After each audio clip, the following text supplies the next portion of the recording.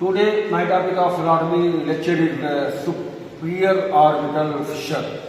तो superior orbital fissure जो है एक सुराख है पिरामिडल शेप जो lesser wing, this is lesser wing and this is greater wing. तो ये स्फेनॉइड बोन का बॉडी है और इस स्फेनॉइड बोन में एक लेसर विंग होता है, this is lesser wing and this is greater wing. तो दोनों विंग के बीच में lesser wing of the sphenoid bone and greater wing of the sphenoid bone, इन दोनों के बीच में जो है ये जो ओपनिंग है इसी को सुपीरियर ऑर्बिटल फिशर कहते हैं।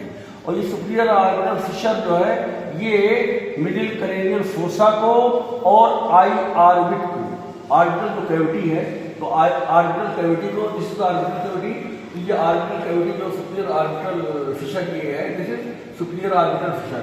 तो superior orbital fissure is pyramidal shape opening which connect the middle cranial fossa to the orbital cavity. और इस सुराख के जरिए से जो ट्राइजेमिनल नर्व के 3 ब्रांच होते हैं, उसमें जो पहला फर्स्ट ब्रांच है ऑप्थेल्मिक नर्व, तो ऑप्थेल्मिक नर्व जो है इसी के जरिए से जो है पास होता है। तो this supraorbital fissure transmits the ophthalmic branch of the trigeminal nerve. तो trigeminal nerve fifth cranial nerve है, उसी का पहला ब्रांच इसी के जरिए पास होता है।